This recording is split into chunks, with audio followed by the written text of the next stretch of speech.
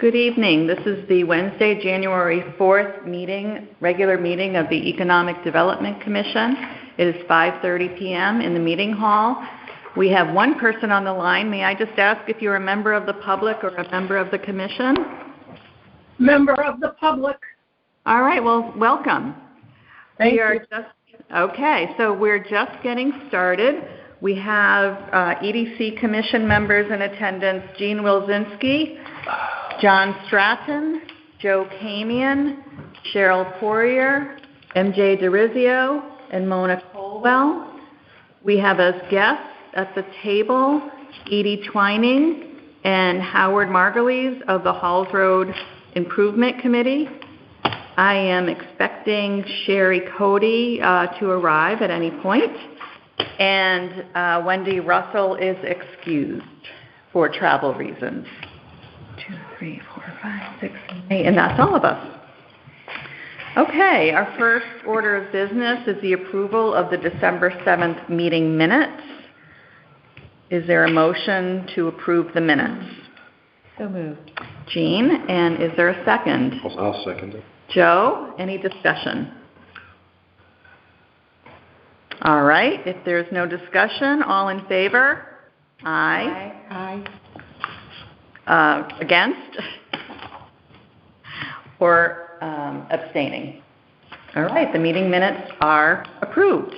I want to welcome Edie and Howard. The first thing we're talking about on our agenda tonight is the economic revitalization efforts in town, and we're going to start with the Halls Road Improvement Committee. I've invited Edie to come here, and I'm glad Howard's here too, in review. In our November 2nd meeting, the EDC had reviewed the Halls Road plan to present to the Zoning Commission. We voted to have the following statement: the Economic Development Commission encourages the Zoning Commission to approve the proposed overlay district as outlined by the Halls Road Improvement Committee. There's been some delays on that presentation to the Zoning Commission, so I just thought it would be a great time to have Edie and Howard here to share with us what's happened in the interim, if there are any changes, and if we need to know anything about this that would affect this statement. Okay. So just to give you a little bit of background about why there were so many delays, I'm sure you all know that in the town hall we changed the ZEO, and we also had lost our executive secretary. So there were a lot of people that were overworked, and also the new ZEO wasn't fully up to speed or something, because when we put in our proposal in September, the first thing you're supposed to do is share it with the correct people, including the zoning attorney, which he didn't do until we canceled our meeting in November. Also, Eric Knapp was a little confused about what our Halls Road Overlay District was about. And when he went to the Planning Commission, he had some strange answers that weren't actually correct, and we didn't know that the planning meeting was happening that day. We had our own meeting that day as well, so we weren't informed to come to it, which would have been good. We could have explained things better, but that didn't happen. So we're here today, and finally, after the lawyer was given the proposal and he reviewed it in detail, most of the changes that he recommended were contextual, like this should be capitalized, this shouldn't, you shouldn't put bold on this wording. It really had very little to do with any of the material aspects of the proposal. So the proposal has now been carefully reviewed by the Zoning Commission lawyer as well as our lawyer who helped us write this. The other thing that you should know is almost 2 years ago, we did a different proposal for a village district and learned that it was much too restrictive. So the overlay district is a purely optional opportunity for a property owner to add more uses into their property as opposed to what our village district would have done, which was requiring everyone to change things. This does not require anybody to change anything unless they choose to do so.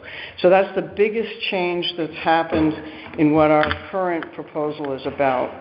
And we've worked very hard to work with our lawyer, who we didn't have in the first time out either, to make sure that this is a flexible document that can help people, give people more guidelines on what they can or can't do under the Halls Road Overlay District. So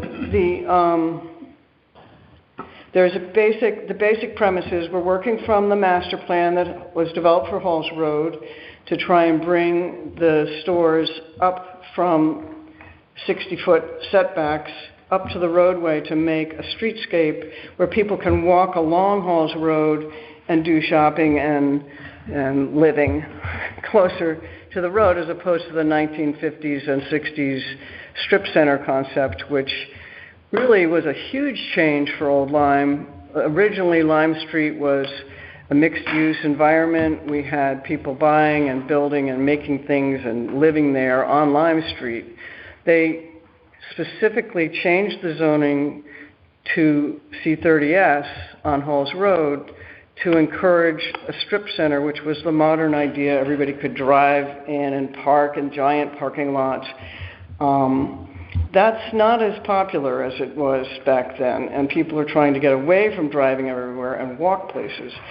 And a lot of folks in town, we've done a bunch of different surveys, including what EDC did, to recognize that something different needs to happen for Old Lyme to help preserve our commercial district, to help the retailers have a better positioning. A lot of folks on Halls Road, we went and talked with everybody, the shopkeepers along Halls Road, and especially the folks that are down where the Big Y is, were like, nobody knows we're here. Even Walgreens was like, we don't have any way of telling people there's a pharmacy down here. When you put things up along the street, you can see what you can see. And you also see people walking along and shopping and browsing. And so that was what the master plan was aiming for.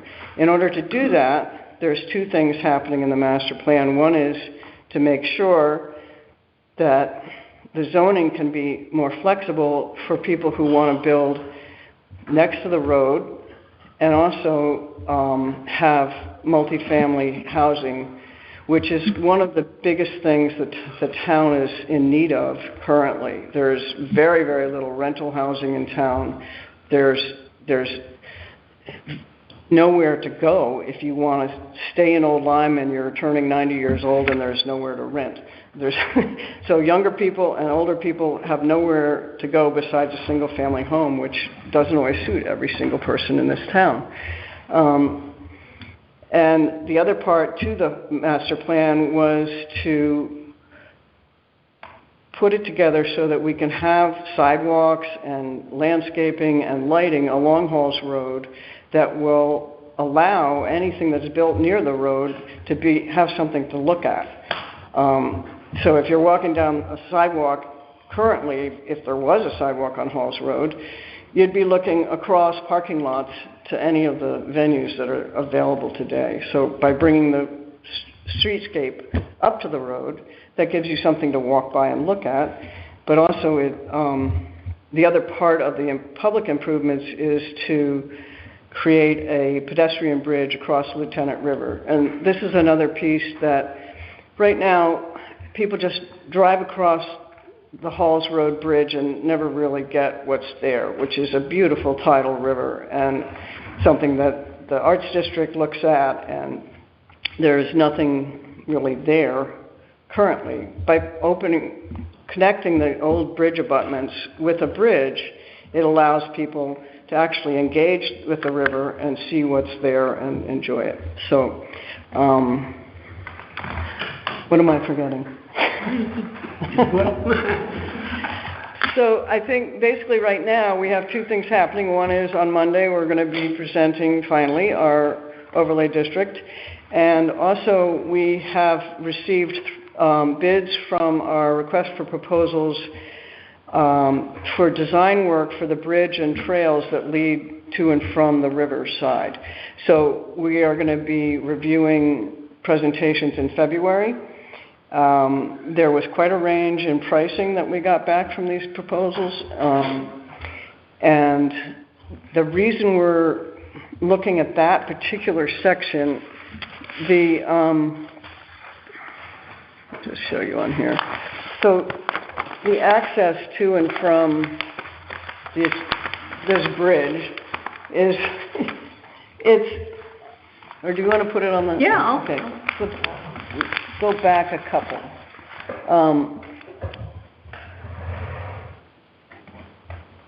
Most of what we're asking to have happen is based on the DOT. So on Connecticut DOT, yeah. Sure, that cord's probably long enough, you could make John So operate. in here, this line right here shows what is part of the right-of-way on Halls Road. So we're assuming that, and we've been advised that, the DOT will probably only do anything that's right along the road here. But this is where this bridge abutment is. So we're assuming that we need to get different funding to do the work from here to here. So the RFPs that we sent out was to ask for someone to design us a bridge and trails that connect to where the DOT's sidewalks would be. And that's kind of a key thing. We believe it's worth doing that kind of design work right now up front as opposed to the entire roadway, because it will take a separate chunk of money to do that work. So that's a good thing that's happening right now for us. So, And for people who haven't been on the west side of the river there where Edie was pointing, that already is a little lane that people go down to fish at the Lieutenant River. yeah, so this is the old original roadway where the Bow Bridge was, which, you know, people talk about the beautiful Bow Bridge. Well, sounded better than it was, but, you know, there's a bunch of pilings in the river, and, you know, but we want to make sure that what does get designed might have something that suggests an arc, although you can't put a big Bow Bridge in there because it's a 90-foot span, and it's also, you know, we have ADA issues, so it has to be a fairly flat bridge, but we could maybe have a truss that has an arch to it or something like that. So that all remains to be seen, but the idea is get the design work done. Within the design work, we can work out what kind of easements we would need from this. This is the Grayville property here where Happy Goose is. So we will need some easements, but better to get it going now than get something figured out. So, and then we've also applied for a LOCFIP grant, which is a DOT-driven local transportation grant for the other work, which would be sidewalks that would go along Halls Road, as well as lighting and landscaping and crosswalks. So that's where we are. Just a point, Edie, the Baldwin Bridge Yes. is a trail. Yes. It's part of a trail. So connecting to the pathway that goes over the bridge, there might be funding available. Yeah, we're looking at some trail grants. We're looking at a bunch of different things.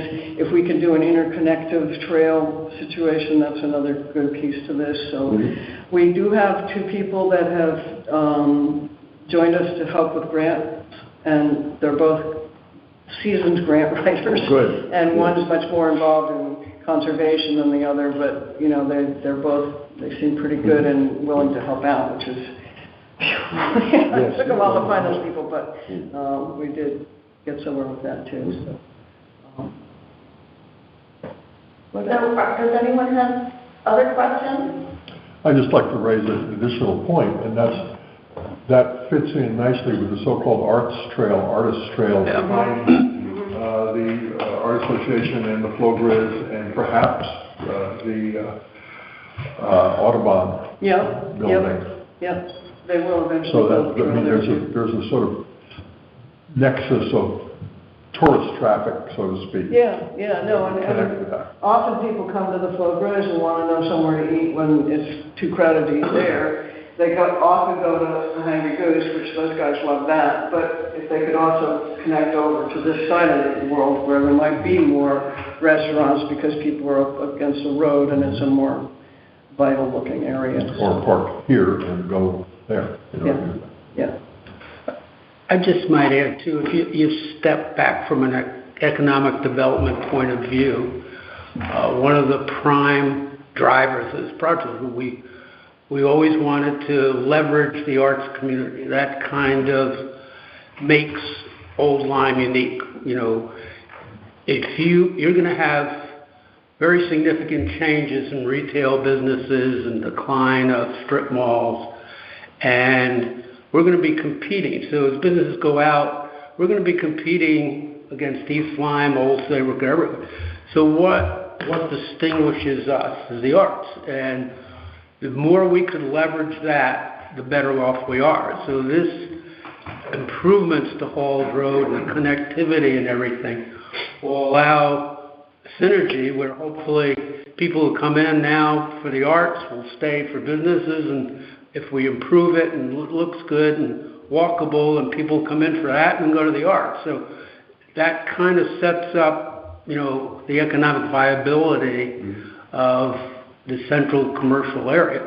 And then the second thing is, okay, so what happens if we don't do this? You know, okay, everything will just be hunky-dory, we'll stay there. Probably not. I mean, you have large chunks of that up for sale, and the way they're marketed is not to help Old Lyme or serve the residents of Old Lyme, but to serve 95. So you can wind up with multiple gas stations or something else, and basically it will come down to what would you rather have this look like? Would you have it look like more like the Four Corners of East Lyme, just a hodgepodge of everything,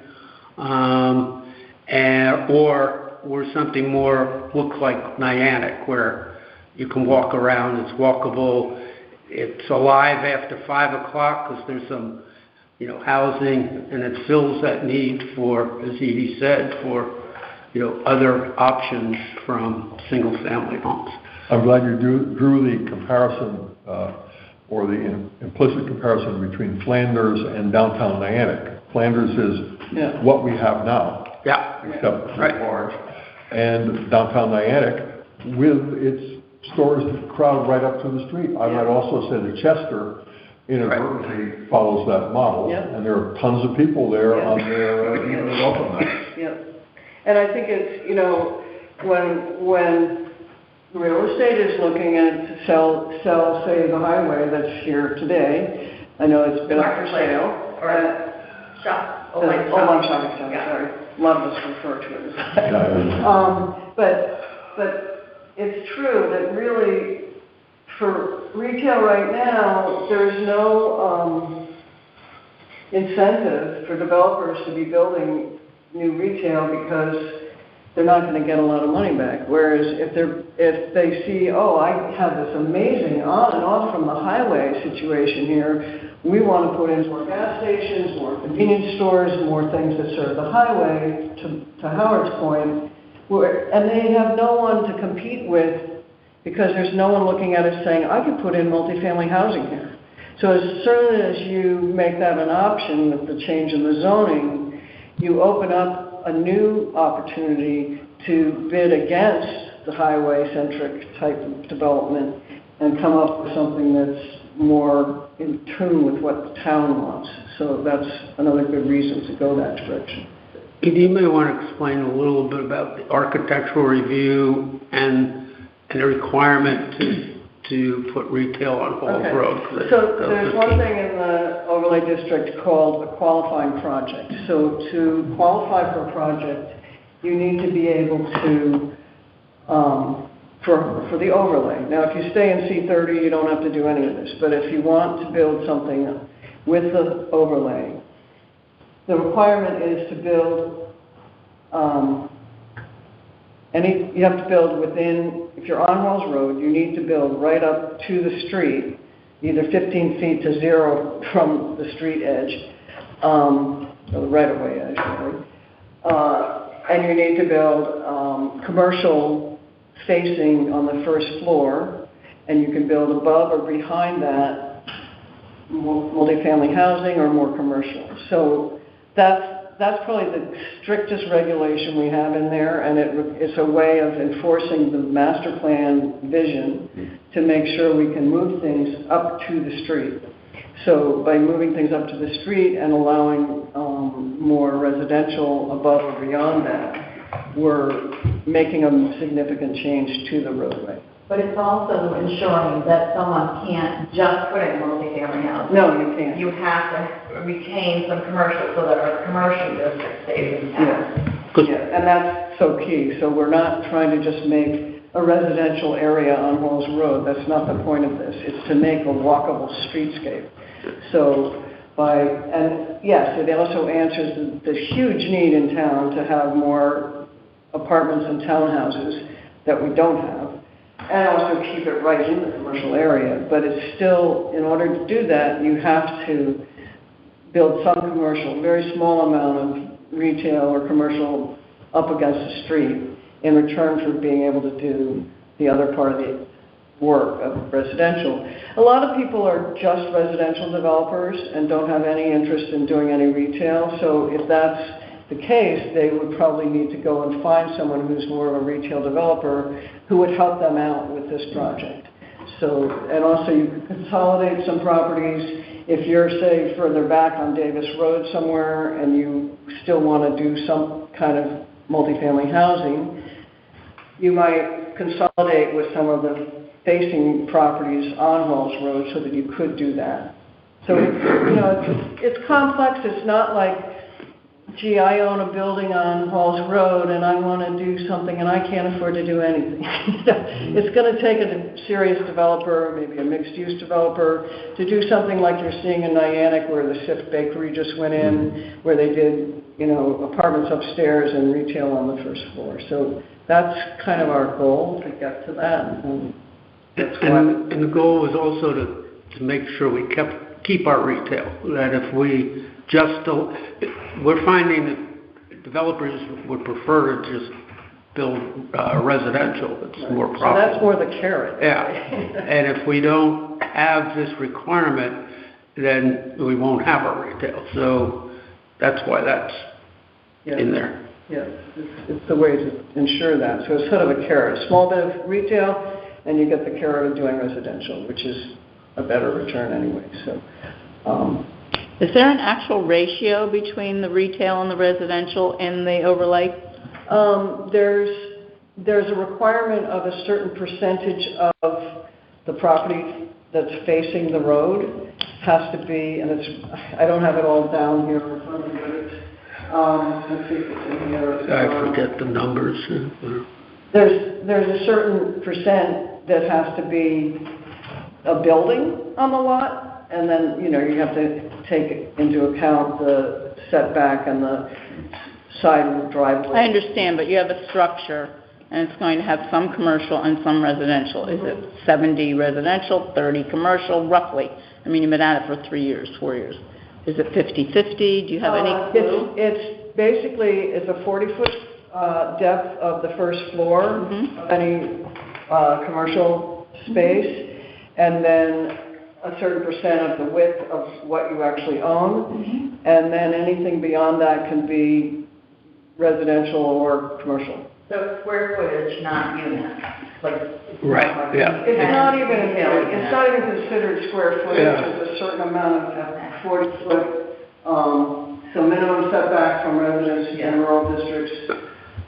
So one of the conversations we had in November, part of the conversation we had in November was concern about how much residential could go in. Could you have a 6-foot apartment building? No, 6-story. Yeah.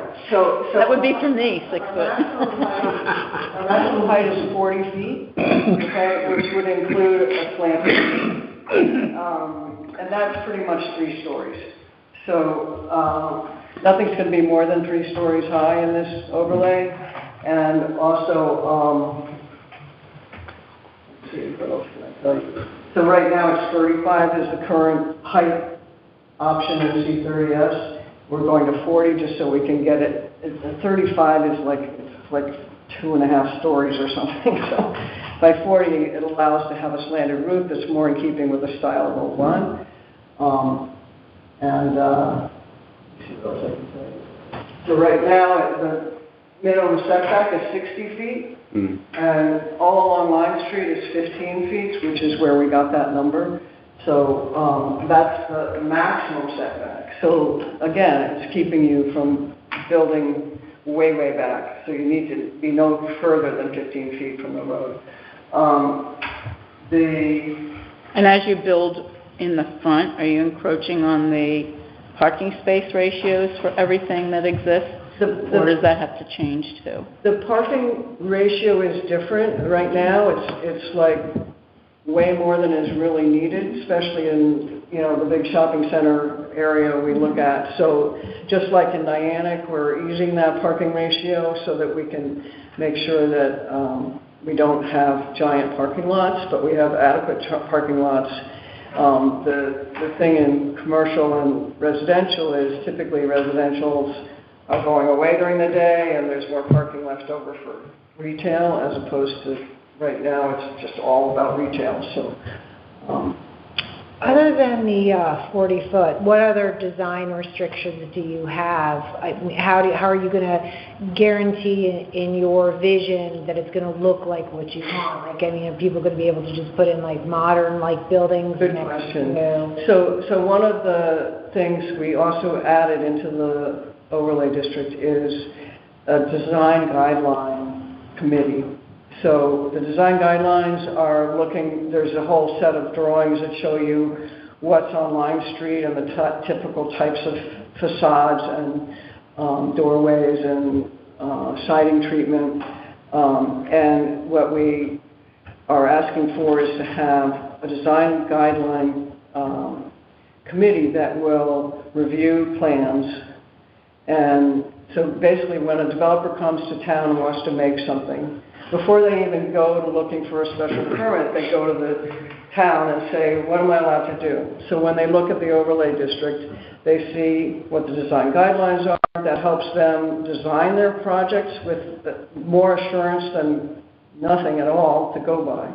So that's one thing that helps them.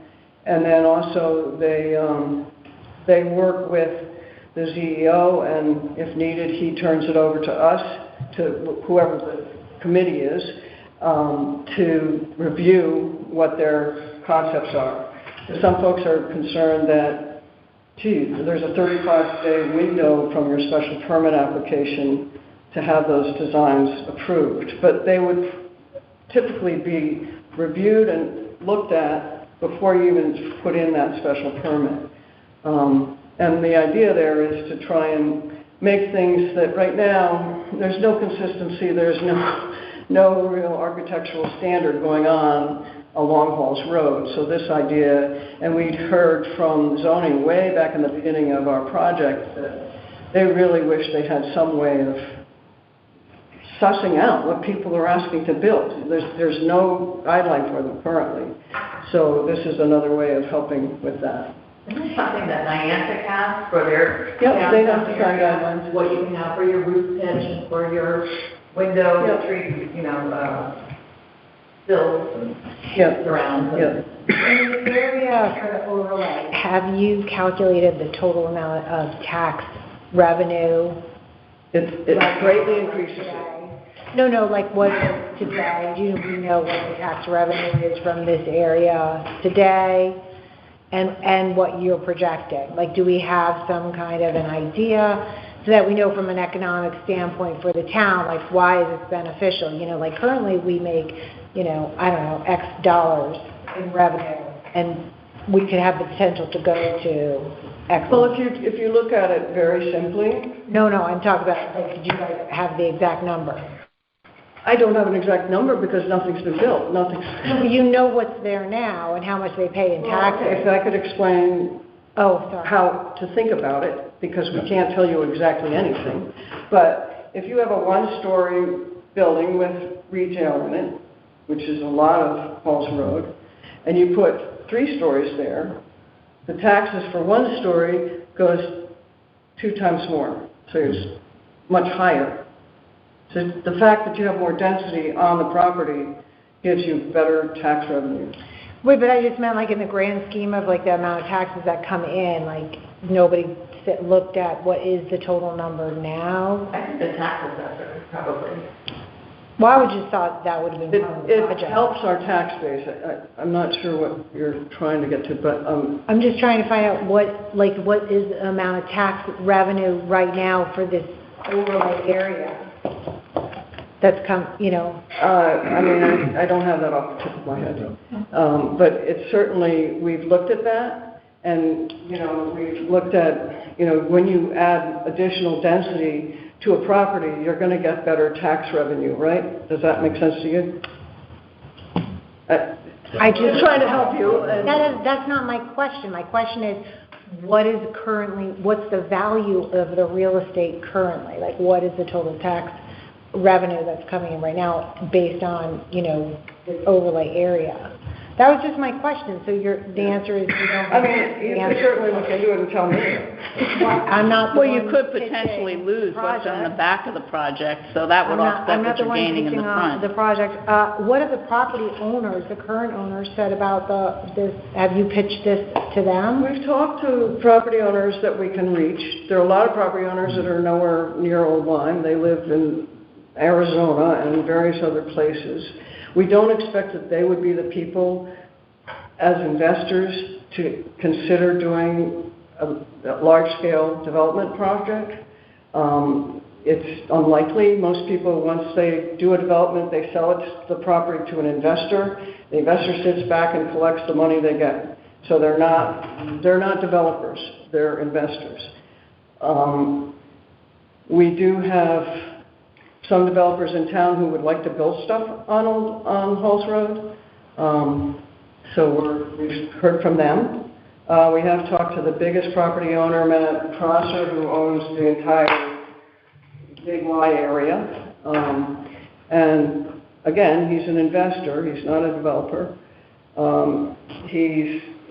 When we did the village district, he was worried by that because it was very restrictive and made things non-conforming, which is why we went back to the drawing board and came up with a more flexible system. So, he could split his property up and just develop one area there up along the road and not do it to the other part of it.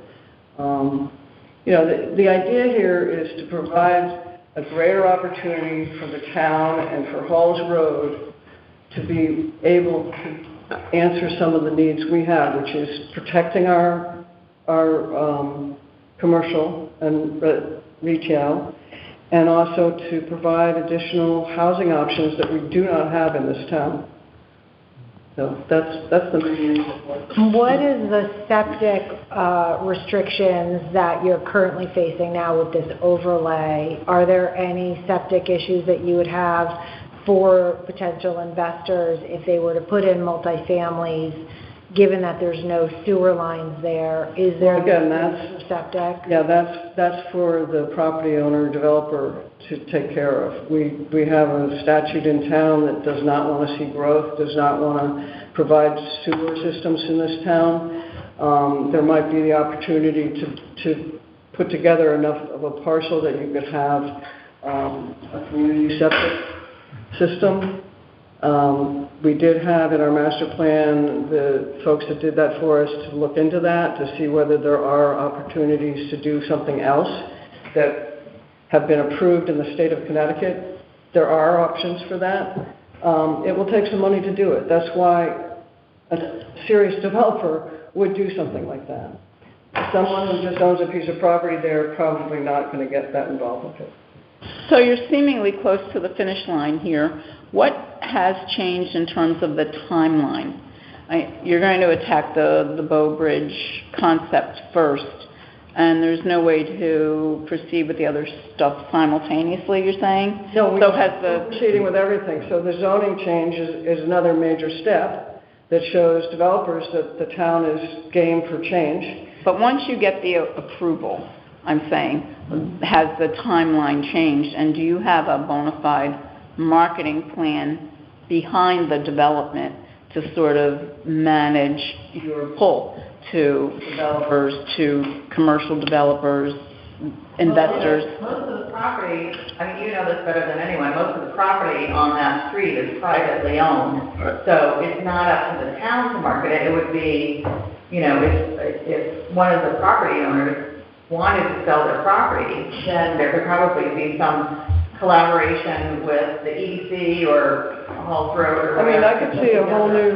new committee put together to help promote development on Halls Road, which is a seriously important piece to So this. that's what I'm asking, is that I component? mean, right now, if the zoning got approved and, you know, we get the right designer for this bridge, it can sit dormant for another 10 years because there's no one promoting it. The So, private property sits in dormant. no, but it's the kind of thing that, you know, some towns go after, finding good developers. Right. I mean, I have talked to the folks that did the Sift Bakery, and they did another thing in Mystic, and they're mixed-use developers, but they're small. You know, they're going hand to mouth in terms of what they can afford to do next, but they were interested in coming and looking at what we've got going on Halls Road. So, you know, it's going to take looking and searching for that, and, you know, it might be something we could get a committee together of some real estate folks helping us, you know, and doing that part, because it is very important if we want to see change soon. And as far as timeline, no, we have nothing, you know, this was our initial start, and the DOT, you know, they are backlogged with lots of people applying for this grant that we're looking for, so we might not see any of their work till 25. You know, it's very slow going, and I have no patience, I have to say. It's so hard to... Oh, I get that. I mean, I remember originally thinking like it's a 25, 30-year project, and then I wondered if now that you've accomplished all of these changes to create this very attractive overlay zone, if you revisited the topic of timeline and what you could do to inspire current owners to consider partnering with new developers. You know, there's a million ways to do it. I know there's a lot of... Like, that's what economic development people do, and I know we don't have one, and we're only volunteers, but I didn't know if you were handing off a roadmap to... Yeah, I mean, we really were tasked with coming up with a master plan and initiating the first steps to getting to that master plan. I think it would be really great to have some people in town that would help, you know, find the good developers and show that out to, you know, I mean, there's... Well, I think that's why it's important to know numbers. Right. I mean, I wasn't trying to be rude by asking you about the numbers. I mean, that's what's important. Yeah. You know, I am a finance person. I'm an operations and strategic management person.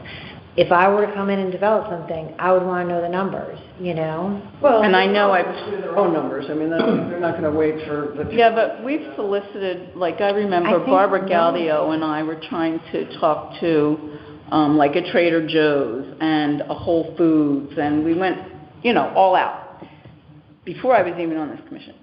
And those people have benchmarks, like economic factors, what's your average income in town. Those are the people that are renting from the property owners, developers. The Whole Foods isn't building their own building. I understand that. So I understand that they have their bottom line, and it's up to... So you're saying the developer's going to do all that work? Developers have Okay. to do a lot of research. Simple. Find out, is it worth me putting in a big septic system for this thing to get this many residential and this much retail? That's their job. It's not the store purveyor, it's not even an investor of property, it's a developer that has to do that. My brother is a developer who was originally an architect, and he's helped me understand a lot of that, because there's plenty of things I don't know. So do you think we're going to compete with, like, what's going to happen at the Crystal Mall or things like that? I mean, we're just a little town. I don't see that what do as you mean? competitive. Yeah, I don't, No, I mean, I know they're going to be sold, and I know that they're going to put in mixed-use whatevers. You know, people could be attracted to that. Look at how they filled up those apartments in East Lyme on the highway. You know, so I'm just saying in terms of your competitiveness. I think part of the deal is, we're talking about a special town with an arts district, with amenities that you can't get along the highway in a giant apartment. No, I know, like Madison does it very well, Guilford to some extent. You know, it's a different thing than just an instant apartment block. You know, it's something that's got more personality to it, and it's drawing a different type of person, perhaps, to Old Lyme. But you don't have the benefit of Expect scale. to compete with a big box. No, but you don't have any scale here either, so that would be the scariest part for me, to find an investor developer type. Yeah, Well, I mean, someone also has to be first or second or third. right. And Right. TIF, which I'm very familiar with downtown Niantic and for great many years, that was a very unpromising piece of land. Yeah, There's a store that was set back about 30 feet. fast road. Yeah, and I thought, how the heck are they gonna do that? And what are they gonna do? And it ends up looking okay. And it's beautiful, you're looking out at the water. I mean, it's a view of Millstone, but, yeah. But it required someone with, you know, developer imagination. Yeah. I assume there was such a thing, but. Yeah, and also, I mean, I used to see work it. in Boston for Main Streets, which is, I don't know if you know this national program, but it's a way of trying to get refurbishing retailers along Main Street.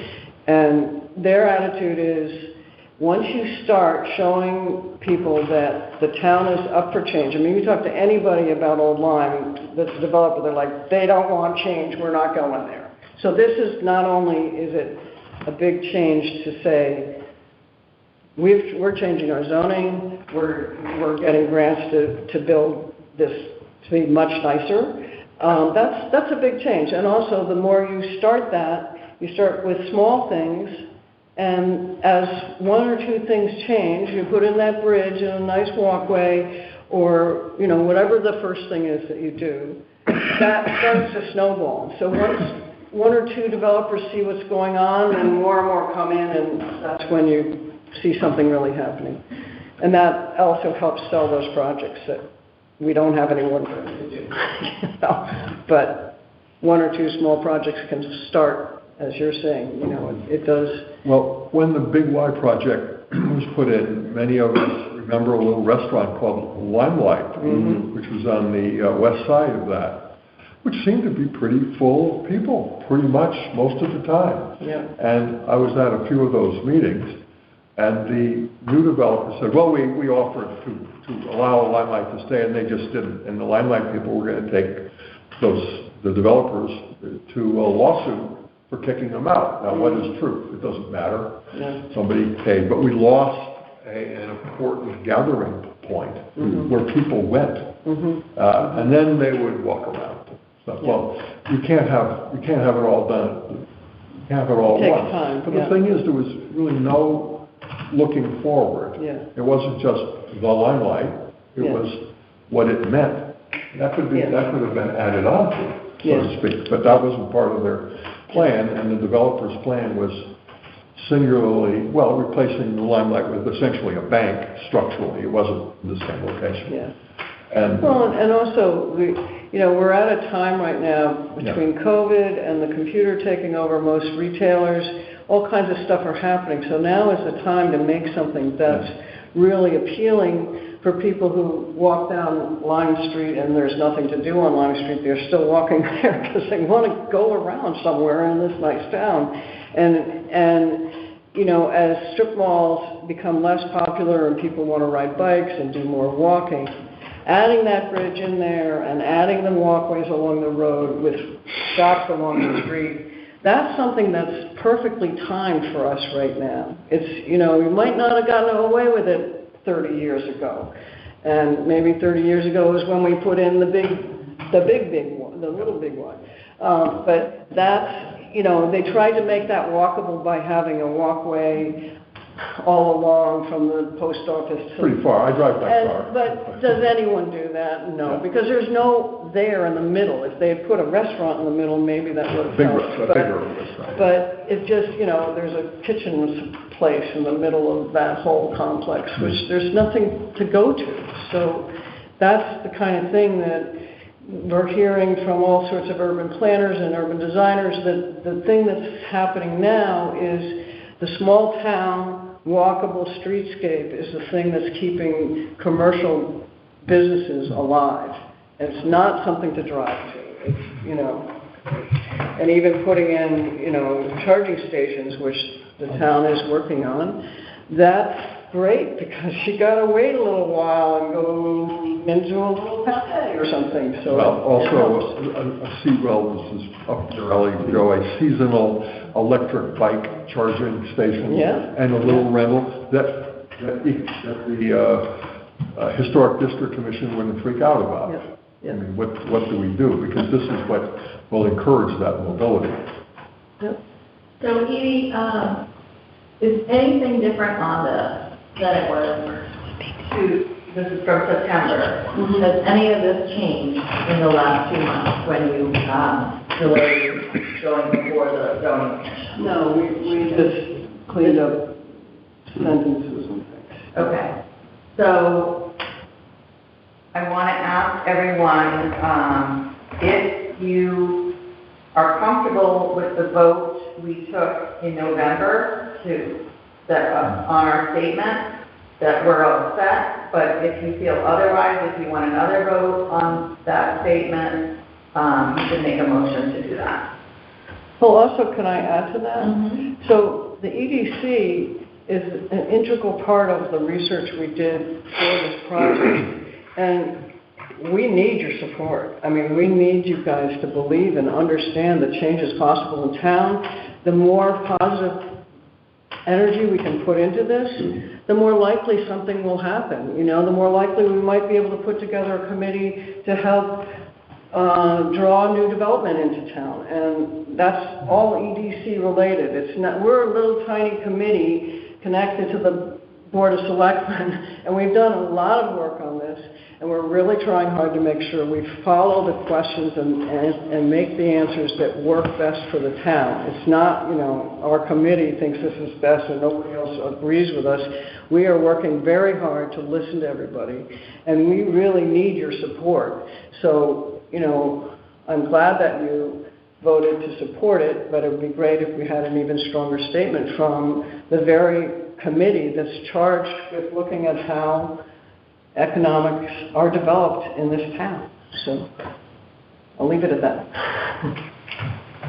Thank you. Thank you for all the work. Yeah. Yes, a tremendous amount of work. Also, one other thing, this is another hat. This is the Historic District Commission's, A lovely historic. by the way. Oh, you have that. The Old Lyme Historical Society, we just put together a new tour that, this has been out, but it's now all in one piece. So it used to be kind of funky. Put it easily, but, so, we can head out and let you deliberate unless you want us to answer any of the questions. I just want to listen to the shoreline. Only question I was thinking about is, in the plan, the master plan, is there anything about street trees? Oh, yeah. Landscaping is a big part of it, and I'm actually trying to talk with, when we do this, the bidder thing, I want to make sure that whoever does the landscaping on it might also be able to do the entire project eventually, because just having someone who does the bridge and a little roadway is not that much, but if they see there's a whole project involved in it, I think it'll be even more exciting to see happen. And I want it to be special. I don't want it to be, So, yes, definitely landscaping is part of it, and lighting would be solar lighting, so we don't have to put in wires along that little pathway, and kind of pedestrian level. No light noise, no, yeah. So I'll just repeat the statement again. Economic Development Commission encourages the Zoning Commission to approve the proposed overlay district as outlined by the Halls Road Improvement Committee. We suffered a lot over that. So I just want to give anyone a chance if they want to say they want to open that back up or stay with that. I'm good to stay with it. We can always add to it later if we have to, but let's Well, go the with the meeting is- endorsement. Let's go with the Go with the endorsement. endorsement. Okay, and the meeting is Monday. Monday at 6:30. Monday, so the statement would be made this coming Monday. Yes. The endorsement stands. I agree. Okay. Okay. All right, thank you very much Thank for you. having us. Thank you. Howard, I'm a little nervous. The Shoreline Gateway Commission report is going to be a little short. Oh, that's fine. Okay. And that's Joe. Yes. What happened is If you have any suggestions on ways to do what you're talking I about. do, I'll tell you what we did and what worked and didn't Okay, work. all right, that'd be great. Yeah, I appreciate it. Go back to my All right, notes. thanks a lot. So the last meeting was canceled, but preparatory for the meeting, each of the commission members was to take one of the survey questions, which had multiple responses, and distill that down to an executive summary. So I did prepare my own. It's quite a bit of content. I sent this to Martha, so the select persons have this. They were going to assemble all of the executive summaries and then make that available. So that hasn't happened yet. I'll try to give you sort of an abridged version, because it's a one-pager, but basically more than half of the respondents answered this particular question. The question was, what are you most optimistic about for the Soundview economy? And more than half of them answered this question. There was some very negative comments, which were nothing to be optimistic until everyone sees Soundview as part of Old Lyme. Another said, ever since the redevelopment plan of the 60s, Old Lyme has hated Soundview and the residents when the plan failed. Another said, why be optimistic? The town of Old Lyme has let the bars dictate the atmosphere. As long as the blue bloods are nowhere near the area, all is well. I've stopped hoping for improvements because the obstacles seem insurmountable.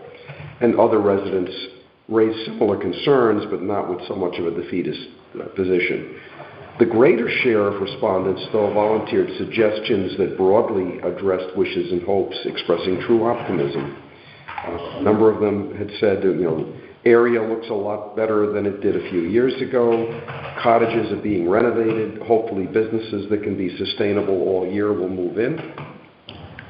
The most prevalent statements of optimism by number of responses, so I did is I parsed it and said, okay, there were 21 responses that said making Soundview an inviting and family-friendly place. There were 20 responses to bring in restaurant venues. There were 17 responses stating to eliminate the blighted, rundown, dilapidated buildings. There were 14 responses, develop a year-round presence. And there were 7 responses that all channeled, it could be like Niantic, Mystic, Watch Hill, Chester, Saybrook, Essex, or Stony Creek. Though not as great in number, there were some other key suggestions. These were, it has tremendous potential if it's marketed to and developed for people other than those only interested in drinking. A park-like location, no pavilion, better restaurant. This could be a lovely family-oriented fun spot, mini golf, more inviting, clean-looking. Another family-friendly, updated stores and boutiques, restaurants, revitalization without the seediness, a viable historic business district. More full-time residents should bring more businesses. The Old Lyme community is extremely committed. If we put more energy into this area, it would blossom. Making a beautiful and upscale place to shop and eat. Additional comments, though not speaking to the optimism, which was the question, but providing some insight on respondent sensitivities, were topics of sewers, add to redevelopment versus burdensome cost to residents. So there was kind of like two sides to that. Police presence, Some wanted more, some wanted less as dissuading visitors. And mixed-use development, there was pros and cons. So that was kind of my distillation, abbreviated. The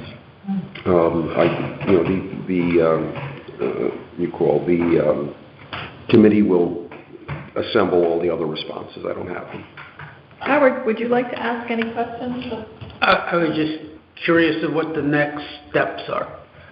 So are you going to take this and then where's the project going? I think that the next step is to have all of the executive summaries consolidated, and then each of the commission members will review those summaries and hopefully start coming up with some suggestions as to where we go next, based on that.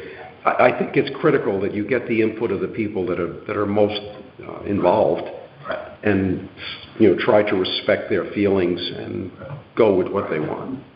And so then there's a few different aspects of that, like zoning. Do we need to revisit what these places are zoned as, or what the districts are today? It's kind of like, almost a parallel to the Halls Road effort. Exactly, except they already have a special development district. Minimum setback set up there. They already have. That was 20 years ago. Yeah, I did exactly. that, and notice nothing has happened. It kills me. Also, it was interesting recapitulating those that, I think we were here at a meeting some time ago, this very commission, and someone said, well, that vote in 1966, that was a long time ago. It still is out there in the collective mind, a Jungian mind. Yes. Similarly, the bars. There used to be I think, it used to be 7 bars there that I counted at one point. And most of them, they're not there now, except for the 2. I don't think that we have to labor under that collective unconscious that says it's all about bars. It's all about bars because there's nothing else. And there's really 2 areas we're talking about, the Soundview area, including the Shore Road section there, as well as the bigger sections of C30. The respondents, at least to that question, were pretty much focused on Soundview. Yeah. From the experience of the whole, we struggled a while with, what is the process? How do you take all of this and then turn it into something workable? And, I think it really helped to have a vision statement. Once you get all the input, now what do you want this to look like? And then it's easier to work backwards, and a master plan that supports the vision, blah, blah, blah, blah, blah, all the way down. Right. But that's the key. Vision, and then how do we get there? Yeah, you need to, where do you want to end up? We have to be careful that on the way we don't do things like expunge the donut shop, which is not just a donut shop, it's a place where people went on the weekends from all over town. Oh, yeah. And it had some health problems, and then get rid of it. We here, the town should have said, wait a minute, what asset does this bring to that part of town? And they made the donuts there, by the way. It was a complete enclosed setup, and it had been in business for a very long time. But, made it difficult, so they just said, I'm closing. You also have a double-edged sword conundrum. You have a beach and you have water, which immediately makes one think summer, seasonal. Yes, that's right. And then you have the rest of the year. So you've got to leverage your beach and water and still know it's a problem. Because look at the water that came over the road. And I'll be like a broken record, but I'm still going to advocate a pier. Yeah, that's never going to happen, Joe. They're never going to. I don't believe that. Halls Road would never happen. Dream. Yeah, I don't know. It's a legitimate. It may be. If you're trying to extend the season, go to Newport, Rhode Island, Bowen's Wharf. What's the difference? I get what I think what MJ is talking about is the flooding that happened. Yeah. This past week. Yeah, there are 2 weeks, twice actually, once earlier and once now. But you just have a strength and a weakness that simultaneously, That's what my point is, so And you there's- have to watch that. Yeah, and there's also the NERS, which I don't know enough about, which is that whole strip is part of a national Right. ecological. Right, re- right, right, Huge, right? right. Plus, Yeah. you know, I don't know, I don't think we have ultimate control over it. Well, I look Like at the it this waterways. way. If you look at the DEEP's boardwalk, okay, who put that in? That was the DEEP. Mm-hmm. And that is a pier. And it's a pier. And Yeah. people love it, and people go there. Right, but it doesn't stick Year out round. into, Year it doesn't round. stick out in the water, it runs parallel. Sure. In the outer banks of North Carolina, the piers go out into the bloody ocean. Yeah. You can't tell me we can't put a pier into Long Island Sound. So that's gonna be something for the Shoreline Gateway Committee. Well, I will repeat that. But you want an That's why he's on the attraction commission. there. For 20 years since we got the development district done, nothing has happened. There has to be a paradigm change for something to happen. Yeah, right. Throw it out. Nothing's happened. 38 years I've lived in this So, town. the When I- only thought that I have is like, because from talking with people that, you know, live in that area, is they don't really have the representation on that sewer committee. So I think that causes a lot of angst because, and that's why people are fighting over it. And maybe somehow the Soundview Gateway Committee can somehow bring all the parties together because there's a lot of animosity.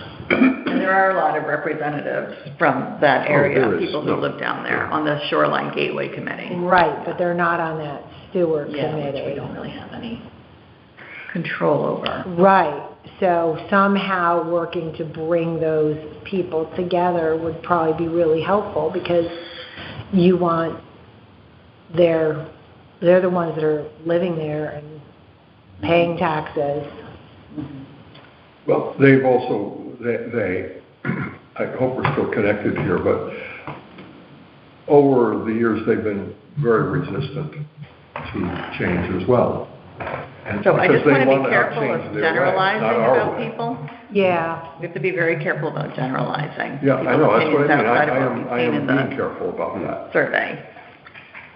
Joe, did you have anything else to report out? it's great. No, I mean, I'm waiting, the next meeting is coming up True. weeks, and we'll see what, if the survey question distillations have been consolidated, then that'll be the next step. And then I'm guessing those executive summaries will be available on the website once they're I would- fine-tuned I and would think proofread right, and all of yes. that. Pretty amazing response, right? The number. Big You, enthusiastic response. just blows your mind. Yeah. We thought we had a good response for the advanced CT survey. This, I think it's telling us that Yeah. people would want to hell see yeah, change. people are interested. But there needs to be some kind of a paradigm shift or nothing is going to happen. That's just my feelings, and for 38 years I've wanted to see it improved.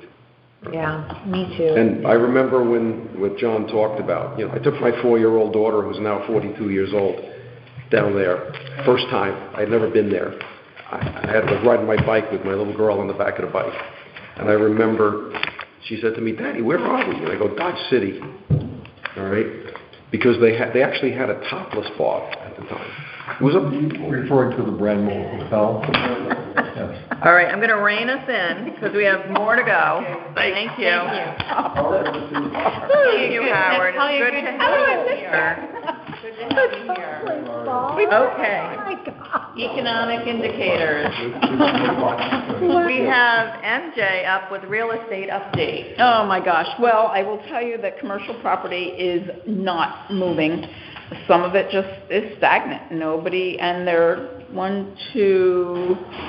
are several beach area, gateway area businesses for sale that haven't had any movement in some 615 days, So these 200 are days.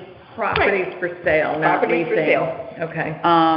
The business and the property, so the old silo, whatever that is, has been on the market. It's not going anywhere. What's the old silo? It's the bar. Is it like the Black Hall Kitchen or something like that? Right. So That's not going anywhere. The marina is still for sale. 4 Mile River. 4 Mile River. 4 Mile River Marina, yep, on Bank Road. Then there's Hartford Avenue Commercial. We're talking about this area specifically. The little yellow building, no interest at all. That's 615 days. That's the little shack. That's the one right closest to the parking lot? It's got Beach Bums Restaurant in it. Oh, yeah, okay. Then there is the service station, of course, which there have been a million rumors about it moving and not moving and whatever. I also know that there's another commercial property coming on the market shortly. The person that owns it has been divesting his commercial property, and it would probably sell very quickly. It's a fully rented building, Okay. and that's going to come on soon. And strictly commercial, not Strictly residential? commercial, no residential at all.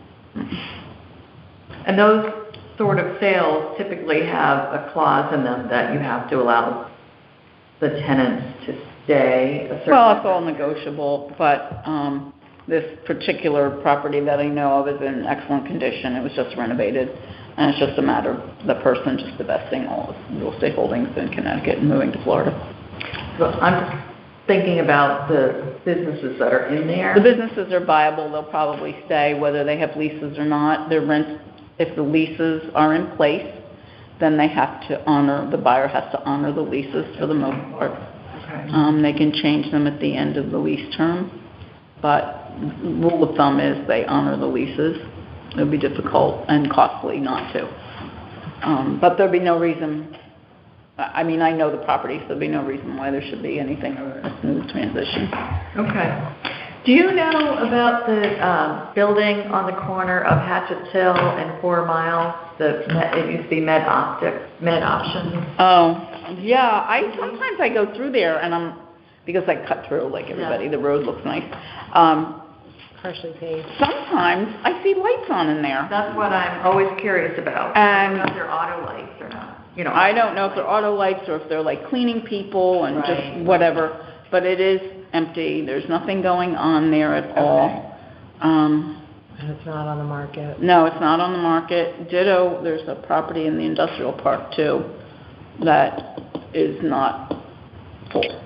And then on the other side of 95, that Hartford complex, there is a for lease sign up there too. Right, is that East Lyme though? No, that's East Winds, I think it says, but it's in Old Lyme. I think that's what you're talking about, where Hartford Hospital is. No, where Pfizer used to be on Hatchetts Hill, I thought is what you were talking about. No, what you described The Med in the Option. industrial park. Oh, in the industrial park, Where yes. is the industrial park? That's on the other side of 95. Yeah, It would be. that's what you're okay, talking about. yeah. Yeah. For lease. Right. Not for sale though, for Right, lease. no. So none of that has moved, and that scares me. I find it troublesome. There are a couple of properties here I can understand why they're not moving, and mostly they have to do with price. Who wants a marina? It's a lot of liability. I think there are environmental issues over there. Ditto with the gas station. They didn't do a full environmental cleanse because I looked into it, and there's still more to be done. And then I don't understand why the Hartford Avenue property, though, isn't sold, because anybody who's interested in improving the beach area could jump on this. I mean, they're asking too much money, perhaps, which is always price, but no one's made an offer. So what does that tell you? I don't know the answer. I question it all the time. These have been on a long time. It's not very appealing. And there's no new businesses really coming in here. It's really not. We still have empty storefronts. Look at how long it's taking the Mexican taco place. I know. And are they even going to hold on to get that I heard done? now in the next couple of weeks. That was what I heard from someone who spoke with them. Yeah, I don't know. I don't know. There I go. So it's, It's interesting. How I think about that real the estate? general economy. Residential, Mona? Mhm, yeah. Residential, there's still demand, and there's no inventory. So the inventory is the wild card. People seem to be working through the mortgage rates. People are not happy with their portfolios because they're obviously shrinking, disappearing. Yes, they have been for over a year. Right, Yeah. and that's troublesome to people. But prices are holding up, mostly because there's no inventory, I would think. Prices are holding, but They are holding. inventory has dropped in residential. It's not increased, Yeah. and if it's priced right, it flies. Okay. People still move for the right reasons. They're changing jobs, they need more And space. to for be their family. honest, if we're honest with ourselves, I mean, I moved here 30 years ago. I had a 6+% mortgage when I moved Exactly. in. So, and you refinanced it twice, but, Right. you know, so I remember having a 10% loan. I do My too. parents had an 18% loan, so. So it's not the rate. Yeah. You know, Yeah. the rates aren't the issue at all. I Right. think it's the amount of money it takes you to purchase now, Correct. because you don't have it, and there's so little to purchase that the combination's holding the prices up. But your point about places which are the middle and lower price range, I don't mean base, but they sell fast. If there are any, If they're- that market's dried up. Oh, right away. The high end is holding up very well. Don't know why. Well, people like to live here. It's still a good address, isn't it? Well, it is a good address, but, you know, even if you look statewide, the prices are holding up. But inventory levels and number of sales has just plummeted because there's nothing to sell. Statewide or townwide? Statewide as well as townwide. I just saw the statewide report yesterday, but I haven't finished reading it. Plummeted when? When do you think it started turning down? Oh, last December. But compared to... Not this past December? This past December. No, a year ago. A year ago, so over the course of the year. Over the course of the year, it's been slowing for a variety of reasons. The reasons Yeah. kept changing, but there was always a reason. But we looked at 2019, which was the last normal year, and we're still holding steady to that. That if you drop out the COVID years, the trend should be normalizing. So you just went through An strange extraordinarily 2 years positive year, like holding, so you're holding steady to back Yeah. to like 2019. right. But we're still up from 2019 in terms of pricing, in terms Yeah. of sales, in terms of, you know, whatever. We are probably losing population, although I can't say that with any quantitative. Although I did read an article You said the other day, issued by the Department of Public Health, that the birth rate has plummeted in Connecticut. I knew and that was that's- going to happen. That's a statistic that is Mhm. troublesome to them. I mean, I had the link, I'll send it to you. It's going to happen nationwide. It's just typical Right. post anything. They said there was a little pop during the COVID period, That which I was thought was funny. funny. But overall, it's declining way too significantly for public health people. It's a small percentage, like less than 1%, but it's big in terms of how they measure. Okay. Which is totally like after 2008 when the market crashed. People freak out when they don't want to have kids. True. Mm-hmm. So, Yeah. So anyway, I'll send that over to All you. right, great, thank you, thank you. Business openings and closings, it's the same as last month. We have the Mexican place still opening, Right. and we have the small liquor store opening near Point of Woods. Shopping, you know, little shopping area, yeah. And I'm not aware of anything else opening or closing, am I? I haven't heard of any resolution surrounding the former Carlos, you know. Right. Yeah. Oh, I can give you that. So, you mean, where is she Well, I'd like to know reopening? where she's going, but on the other hand, that was beginning to get a foothold. Yeah, so the Nightingales is a nonprofit, and Music Now Foundation, and they've renovated the interior. So right now they're doing the nighttime music, and I think sometime in January they're going to start grab and go food. So I don't know if I don't think they're cooking on site. I'm not sure about that. So, but they're going to start daytime food service this month sometime. Because that was a nice tie-in between the kids at school, the kids' parents, people driving up Lime Street on the way to the highway. When I started paying attention to it, I became aware of the mini anthropological setting there. People began to gather there. You would expect to go there and chat while they're getting their coffee. And I'll throw in there too, as much as people worry about our town being an exit on I-95, Nightingale's depends a lot on people who get off I-95 looking for a place for a cup of coffee. Yes, They do while quite I a was bit. there, people from California. Yeah. I mean, just where I happened to be there. Yeah, California. Yeah, I was looking for a place. This is really nice here. yes. What's down the street? I wonder why the ice cream store doesn't stay open here.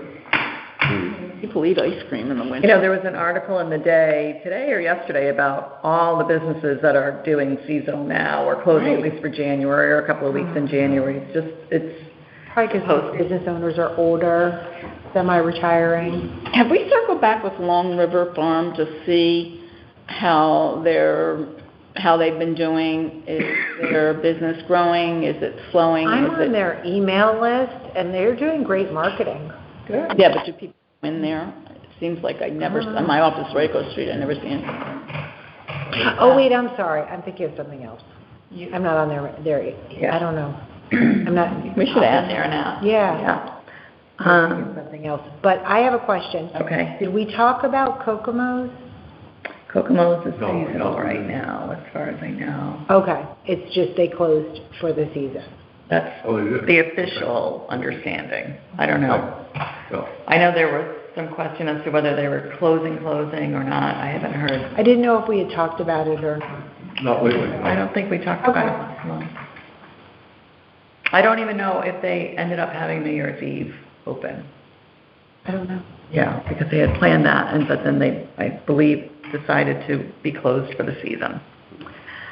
Okay. Okay, Regional Tourism District, that's Wendy, she sent me in a report, and it's just, they're doing travel trade shows this quarter and will represent our area alongside the rest of the state. They have no word on grants to programs yet. The other sort of lengthier thing she sent was that we're part of Mystic Country, which is the Eastern Regional Tourism Board. That's what she represents. And they're renaming that to Eastern Connecticut. Oh, nice. From Mystic Country to Eastern Connecticut. And then there'll be 3 subsections under that: Mystic Country, Scenic Northeast, and Greater New London, Norwich. And I asked her where we fell. I'm assuming we're Greater New London, and I haven't heard back from her yet. So this is mostly about changing the website, their website, and that sort of thing. Okay. When she does the trade show, can she represent us with just one little placard with our QR code?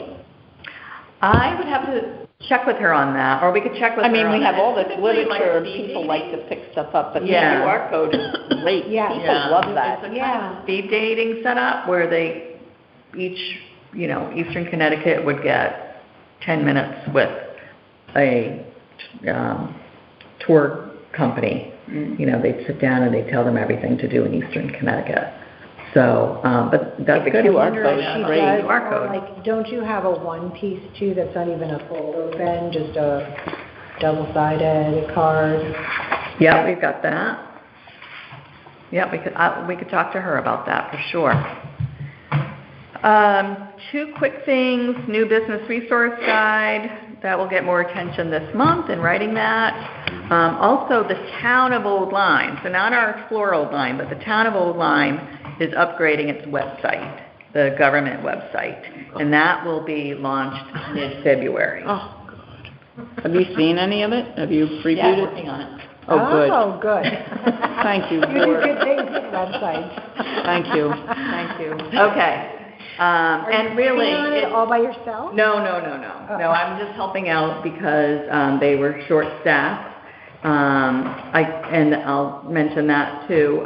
So I I, don't want you to get burnt out. no, I helped with that with one other person, but now Michelle Noren's replacement, Katie Balaka, Yeah. started yesterday. That's So she will be that's managing, awesome. yeah, she'll be managing the website. Okay, Explore Old Line. I'm gonna give you these papers and I will explain them to you. Okay. These are metrics Oh, for the year. Yeah, you get all three. I'll tell you what these are. And, take this home and, oh, wow, that first page was blue, so that's hard to read.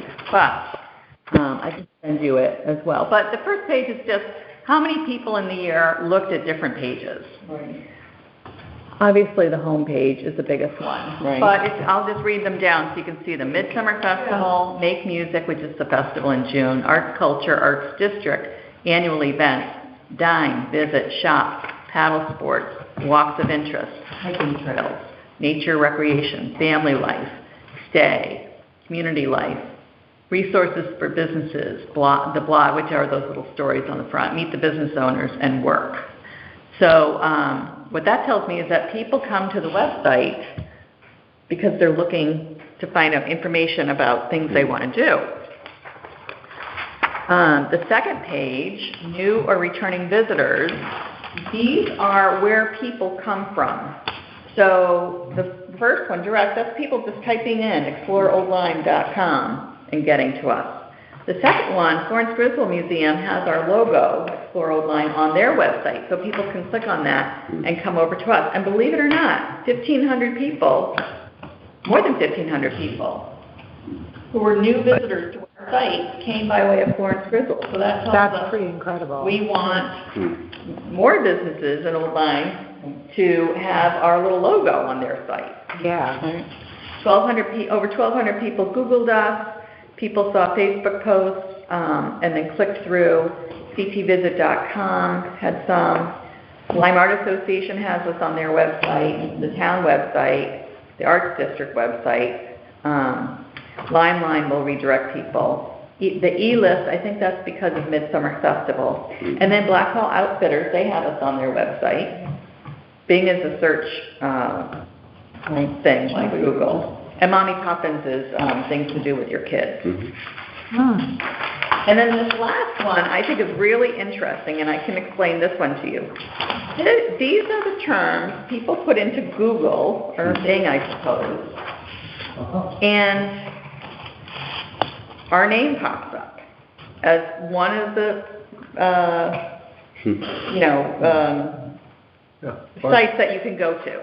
If the click-through rate is 0, that means they decided to go to a different website. When they Googled fireworks, 23 people Googled fireworks, we were listed because maybe Old Lyme or something, and they didn't go to our site. And that was when you were working, probably remember when you were working on all those search engines? Right, yeah, so those are all set now. Parking might be beach parking or it might be midsummer parking. It's very interesting to see what people were searching for. There's one preserve on there, road closures, so a lot of things about Midsummer Festival, the classic car show, what time does it start? They probably saw instead a website for the Lions Club that they went to instead. So it's pretty extensive and interesting. So if you see it says 100%, that means they came to our site. There's one that's 60%, I think, 66%, and that means 2 of the 3 people came to our site. On contact, I don't understand that. Is that contact? Yeah. So, What is this holiday tea thing? Because there's a couple people that look for tea. well, Oh, the Florence Griswold Florence Holiday. Griswold Museum does holiday teas, or they Yeah. always have. Right. And actually, the Old Lime Inn, I think. The Old Lime Inn do. does. Wow. Fully subscribed, signed up almost about the time I read it. Yeah, it's a hot ticket. Right. Okay, so those are the metrics. You're welcome to take a look at those and, Weird. That's fun. That's great. All right, so now that we know this, we should try to go and double it, right, yeah, so, Way to go. right? So we all should go to the Florence Griswold and click, click, click, click. Right. Start putting in like No. old strip club. No, we won't. Former. We have one with the largest number of old bars. I don't have the total number, but there's clearly over 5,000 new visitors who came to the site in 2022. So that's pretty good for not working too hard at it. That's Yeah. very significant. Excellent. And happy birthday. Oh, okay. Lima Lime Chamber of Commerce, they are meeting again January 25th to decide their next steps. I'll update you after that. Our February meeting, just a reminder, we are up in the mezzanine conference room because the Zoning Board of Appeals needs this room during that evening. We will be unable to phone or record.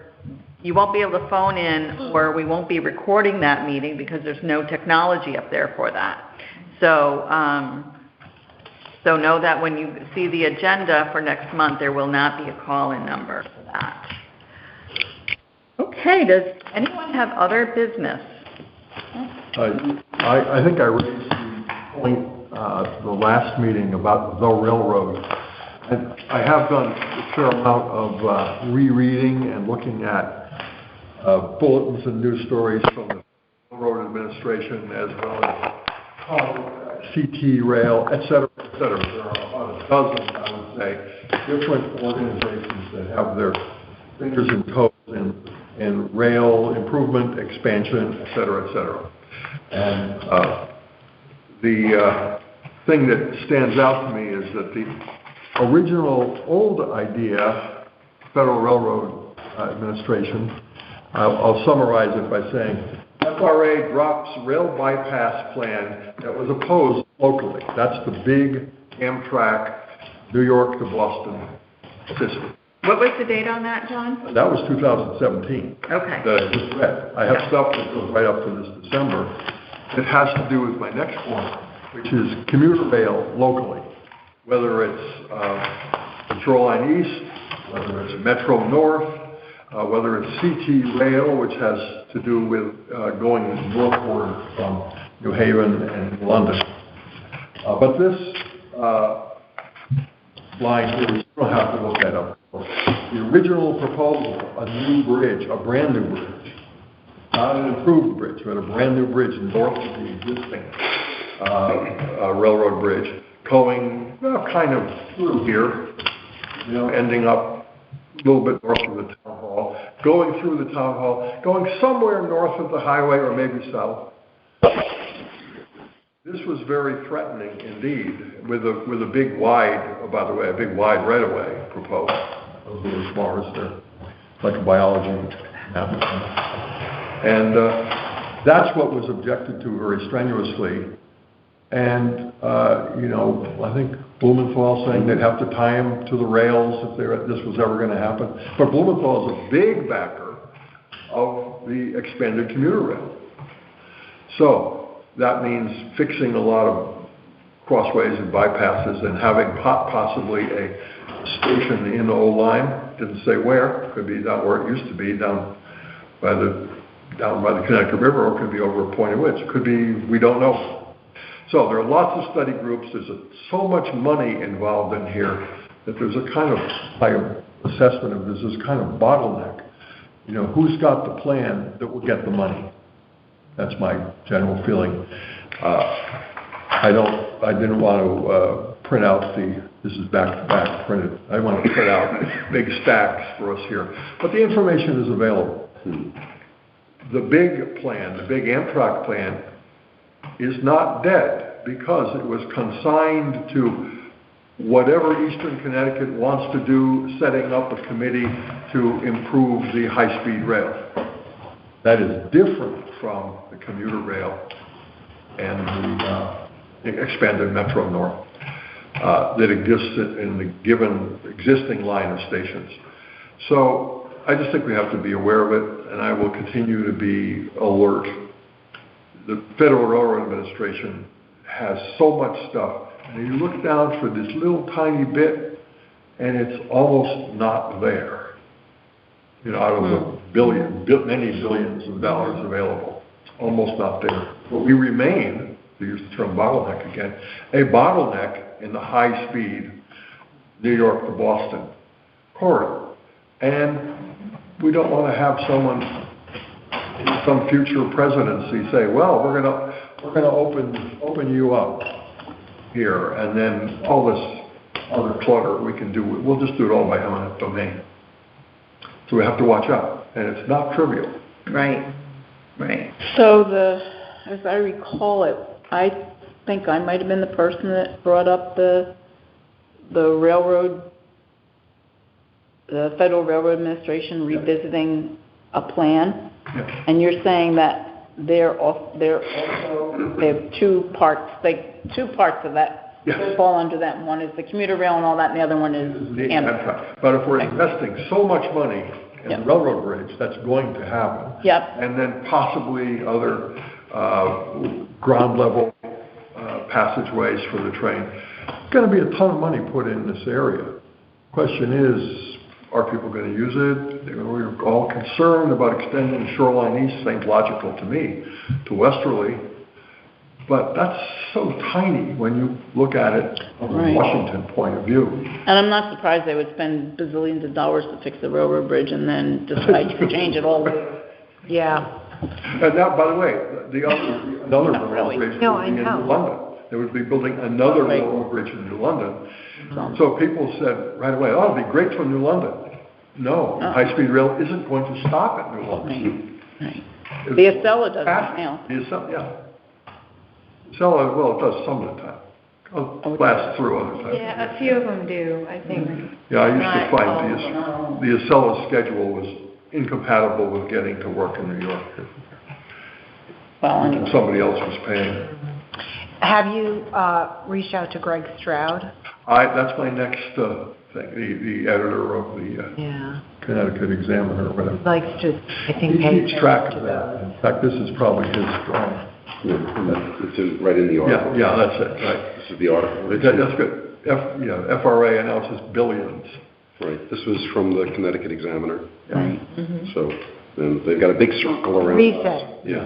This is November The 2022. big circle around us, Right. what, a new stop or an implosion? They are intent on having a route from New Haven to Providence, and we happen to be along the way. Yeah.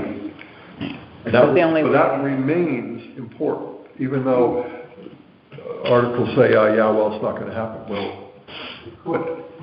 Now, as far as commuter rail goes, I'm not proposing a vote right now. I would say aye.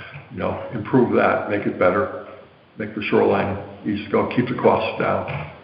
That'd be fine. But this is a different kettle of fish. I do remember them trying to sell that any change in the railroad with the billions of dollars out would spur economic development, and I thought, for whom? Yeah. Right. Not for us. No, not for anybody except the people building the railroad, really. There were some property exchanges back when this was originally being proposed, though, that people were trying to buy land on the right-of-way. I can think of. Oh, yes, I remember that. Gee, it's for sale, Okay, we'll bid, this is an actual thing, we'll bid $200,000 on it. And somebody said, oh, I'll bid $1 million. And they're still sitting on it, Right. paying whatever they have to pay. So fortunately, I'm not in that business. All right, thank you. Anything else? Any other new business before we go to public Yeah, comment? That is a particularly good article. All right, is there any public comment? Yes, I'd like to say a few things. Okay, can you state your name and address, please? Yep, Carolyn Miranda, 2 Biscayne Boulevard. Thank you. And Go I'm ahead. particularly interested in Joe's report about the Shoreline Gateway. And I know that's just a little tidbit of all the areas that were of concern and questions asked. However, here's my comment. I think Oline has not done a good job of taking care of Shore Road from, from Otter Creek or Otter Cove Road down where the dilapidated gas station is, all the way through to Oline. And if we're, there was a lot of thought about upgrading what's going on down at Soundview Beach and the attractions down on Hartford Avenue.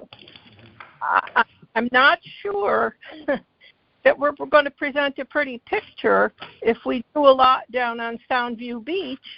When you drive down the road and look on the north side from I-95 east, on the north is still all this dilapidated, derelict buildings, and on the right, the south side, all these pretty vistas and beautiful homes, neatly kept, et cetera, et cetera. And I've said this before. I think you can't just concentrate on Hartford Avenue area itself. If you're going to upgrade it and make it an attractive place for families and people other than like to go down and drink at the bars, you have to have a decent presentation all along Shore Road to that destination.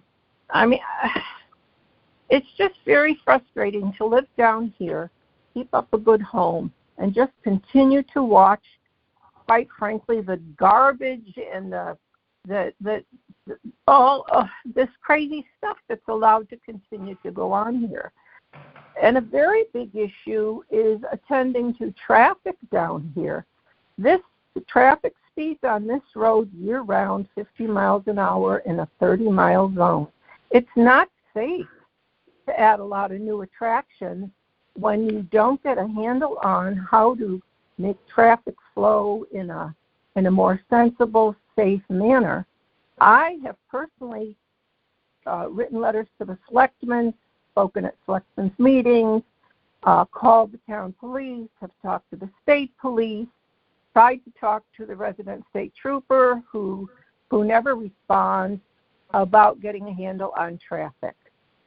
If we want a safe community and we want people to come to town and be safe,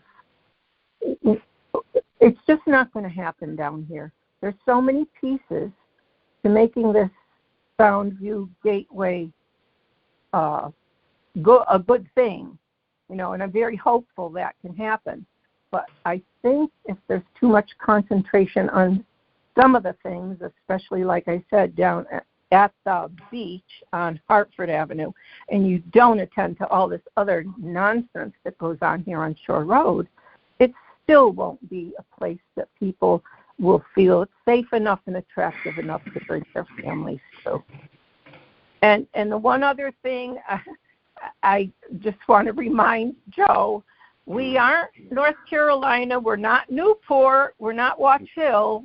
I don't think we'll ever be a Watch Hill. It's a nice wish, but I just don't think we're in that big enough community and shoreline area to have that occur. Thank you for listening. Thank you, Carolyn. And I want to make a point that the Shoreline Gateway Committee is definitely very, very strongly looking at Shore Road. That is half, if not more, of the issue. Joe was reporting on one segment of the questionnaire that had to do with Soundview. People focused exclusively on that question, but the Gateway Commission is working on the whole of Shore Road, all the way from the abandoned gas station to the police station, the whole of Shore Road and Hartford Avenue. So, well, then that's a very hopeful thing because, like I said, I think that's one of the keys. Yes. To making the rest of Soundview successful is getting a handle on Shore Road. No argument here. Yeah, Thank- thank you. Thank you, Carolyn. Thank you for attending. Thank you for your input. You're welcome, thank you. Okay, good. Is there a motion to adjourn our meeting? So moved. Is MJ, and is there a second? Second. Any discussion? All in favor? Aye. Aye. Thank you very much. So Good when- night. when you